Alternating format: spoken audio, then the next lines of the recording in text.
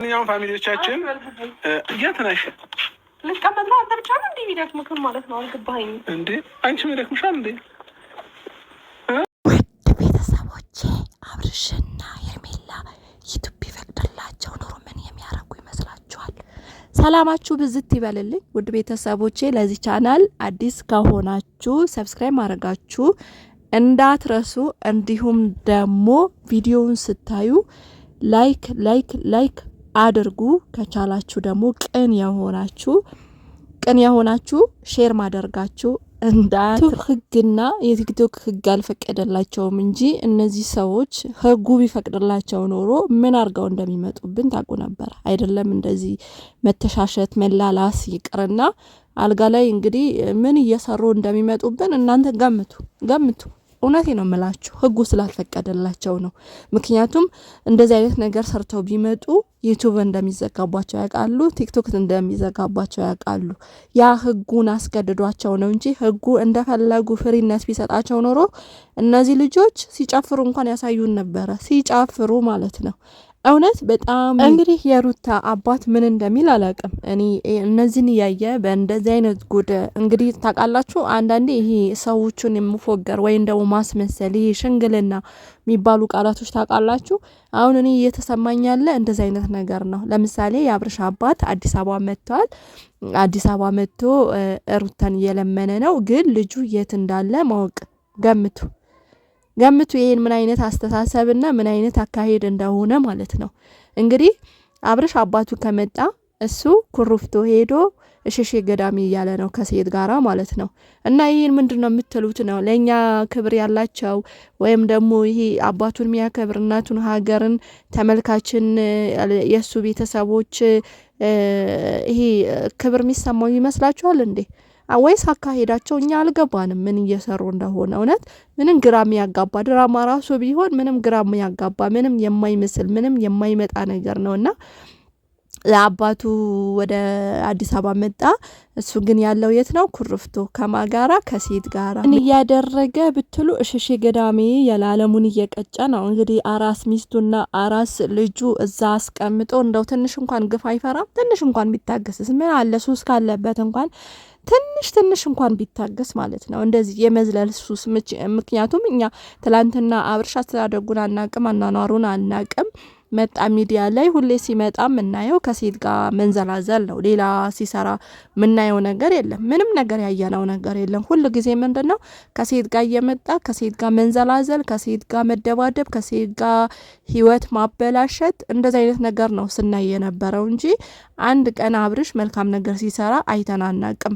ያኔ የሆነ ሰዓት ላይ የሆነ ነገር አድርጎ እሱም በተመልካች የአረብ ሀገር እህቶቻችን ይዋሉ ይግቡልን፣ እድሜያቸው ያርዝምልን። እነሱ በላኩት ብር አንድ እሱም ዋይፎ ግሮንም ሊሆን ይችላል አይታወቅም፣ ቤት ሰራው ብሎ ሲያሳየን አይተናል። ከዛ በተረፈ አንድም ቀን ይኸው ስንት አመቱ ይሆናል እኔ እሱ መከታተል ከጀመርኩኝ አንድን ቀን አብርሽ እኔ መልካም ነገር ሲሰራ ስብና ያለው ነገር ሲናገር አንድ ቀን ማይቸው ሰምቸውም አላቅም ማለት ነው።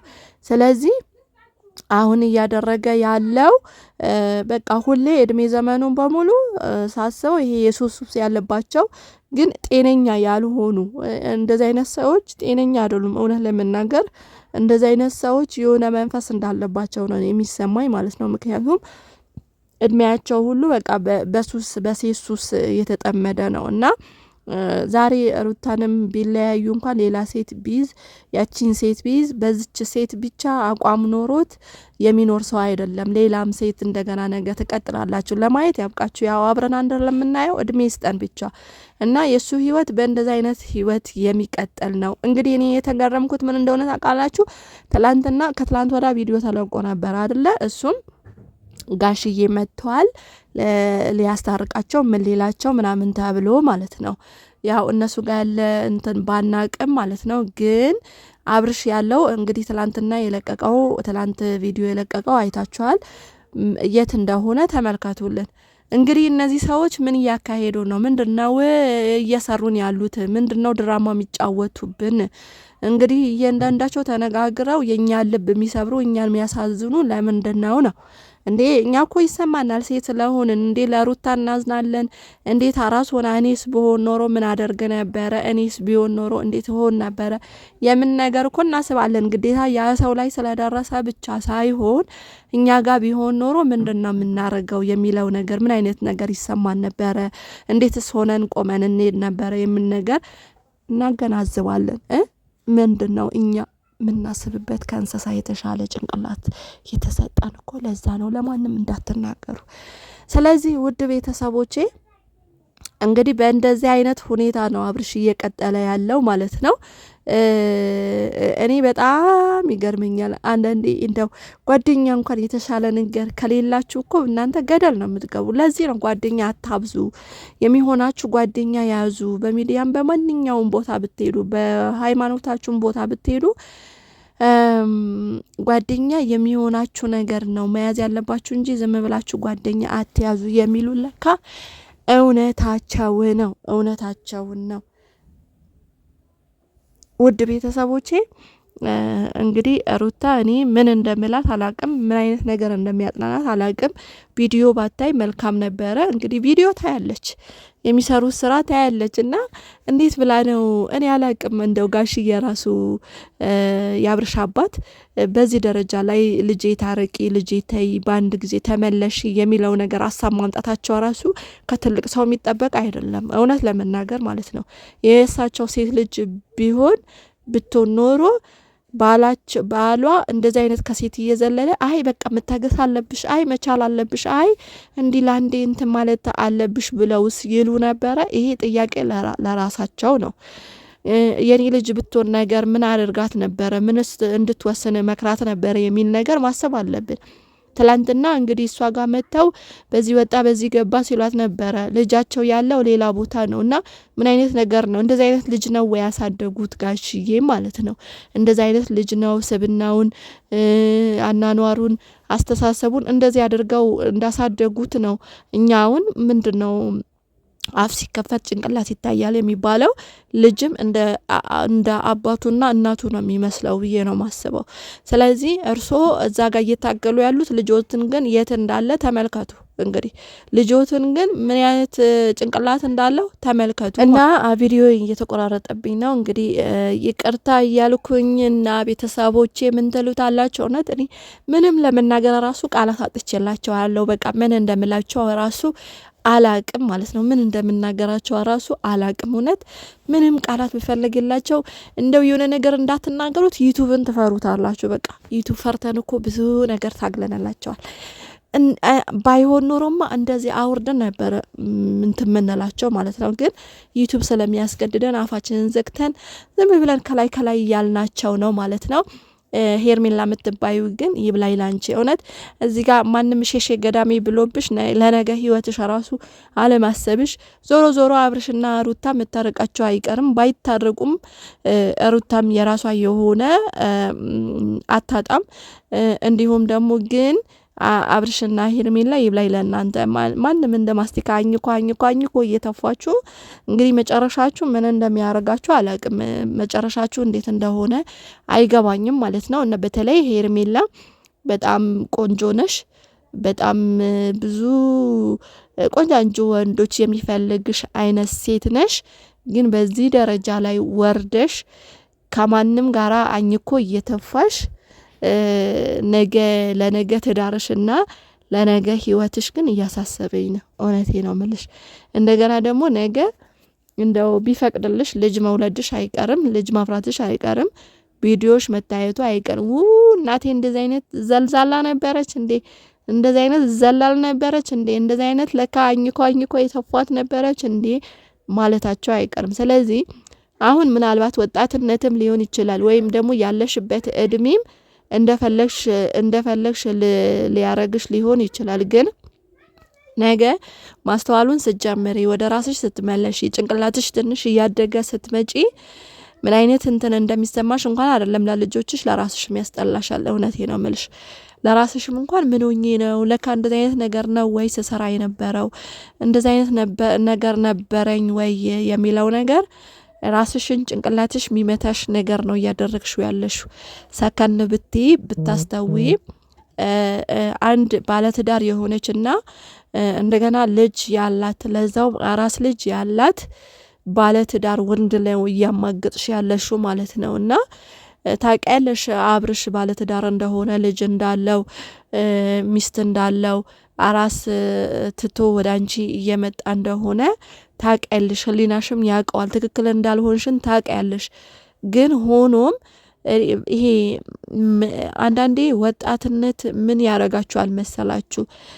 ምን አገባኝ እኔ ብቻ ይመቸኝ እንጂ ስለሌላ ሰው ሞተ ዳነ እኔ ምን ቤት ነኝ ምን አገባኝ ከፈለጉ ለምን አሁን ድብና አይሉም የሚል ነገር ጭንቅላታችን ላይ ስላለ ማለት ነው። ምክንያቱም የራሳችን ምቾት ብቻ ስለምንፈልግ እኛን ብቻ እንዲደራን እኛን ብቻ ደስተኛ እንድንሆን ስለሚፈልግ ማለት ነው። ስለዚህ አሁን አንቺ እያደረግሽው ያለሽው ይሄንን ነው። ሩታ ብትፈልግ ትሙት ትኑር፣ ልጇ ቢፈልግ ይሙት ይኖር፣ ምን አገባኝ እኔ አብረሽን ይዤ ከዘለልኩኝ አብረሽን ይዤ ካማገጥኩኝ እኔ ራሴን ካስደሰትኩኝ የሚል ነገር ነው እያካሄድ ያለሽው ማለት ነው። እና ለሰው ብታስብ ይኖሮ ባለትዳር እንደሆነ ታውቂያለሽ፣ ልጅ እንዳለው ታውቂያለሽ፣ ገና ሙሽራ እንደሆኑ ታውቂያለሽ። እዚህ ውስጥ አትገቢም ነበረ፣ እዚህ ውስጥ አትገቢም ነበረ፣ እንኳን ለመግባት አታስቢም ነበር። ሩታና አብርሽ እንኳን ቢለያዩ ታስታርቂ ነበረ። ግን ለምንም ግድ የሌለሽ እንደሆነ ለሰው እንደማታኝ ለራስሽ ደስታ ብቻ የምትኖሪ እንደሆንሽ ነው እያሳየን ያለን ማለት ነው። ግን ነገ ይሄን ዋጋ ትከፊበታለሽ። እውነቴ ነው ምልሽ፣ ነገ ይሄ ዋጋ ያስከፍልሻል። ምክንያቱም ሰው የዘራውን ነው የሚያጭደው አይደለ? ይሄ ትክክል እየሰራሽ አይደለም። አብርሽ ከፈለግሽው አብረሹ ተወለጂ፣ አብረሹ ደጊ፣ አብረሹ ተማሪ። ግን አሁን ሌላ ህይወት አለው፣ ሌላ ህይወት። እኛ እኮ ትላንት አናቅሽም፣ ሩታ ስትመጣ አይተንሽም አናቅም። አሁን ገና 2 ወር ያልሞላሽ ሴት ነሽ ከመጣሽ ማለት ነው ሚዲያ ላይ። ስለዚህ አብርሽ ከፈለግሽው አንቺ ማዝለሽ አሳድጊው፣ አይመለከተንም። ግን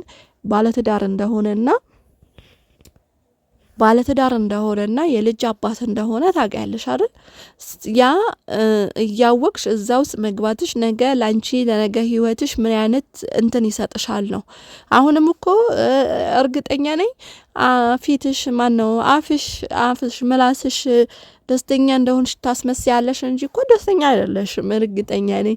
ሁለት ደግሞ ሩታን ለማስቀናት ያህል እንትን አልሽ እንጂ ይሄ ሸሼ ገዳሚ አልሽ እንጂ እውነት ከአብርሽ ጋር መሆንሽ ደስታ ሰጥቶሽ እውነት አፍቀረሹ እውነት ህይወት ከሱ ጋር መኖር ፈልገሹ ምናምን እኮ አይደለም። እውነቴ ነው የምላሹ። ግን በቃ አለህ ይዟታል። ሩታን ማስቀናት ትፈልጋለች። ሩታ ይሄ ሁይ ባልዬ ወሰደችብኝ እንድትል ትፈልጋለች። በዛ አይነት ደረጃ ነው እንጂ እውነት እሷ ትክክለኛ ደስተኛ ሆና ተሰምቷት ትክክለኛ አብርሽን አፍቅራው ምናምን አይደለም። ይሄን የሰራችው ነገር ሁሉ ነገ ራሷን እንድታጠፋ ነው የሚያደርጋት ማለት ነው፣ የሰራቻቸው ስራዎች ሁሉ ማለት ነው።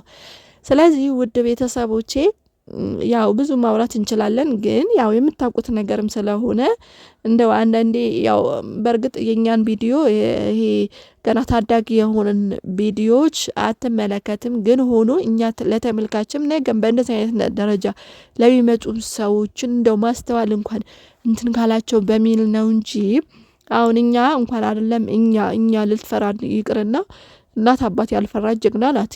የአብርሽ አባት መጥቶ አዲስ አበባ እንደሆነ ያውቃሉ። ግን እነሱ ሁለቱም በንቀት ወደ ኩርፍቶ ሄዶ አለማቸው እየቀጩ ነው። እንዳልኳችሁ ቢመቻቸው ኢትዮጵያ ይፈቅድላቸው ኖሮ ምን የሚያረጉ ይመስላችኋል? ምን የሚያረጉ ይመስላችኋል? ወይ ጉድ! አትገረሙም? ግን አትገረሙም ወይ? ውድ ቤተሰቦቼ ለዛሬው ያልኩት በዚህ ቪዲዮ ይበቃኛል። በሌላ ቪዲዮ እስከምመጣ ድረስ ለዚህ ቻናል አዲስ ከሆናችሁ ሰብስክራይብ ማድረጋችሁ እንዲሁም ቪዲዮውን ስታዩት ላይክ ማድረጋችሁን እንዳትረሱ እያልኩኝ አበረታቱን። እንግዲህ አዲስ ነን፣ አበረታቱንና አብረን እንደግ እያልኩኝ በሌላ ቪዲዮ እስከማገኛችሁ ድረስ ሰላማችሁ ብዝት ይበልልኝ። ቻው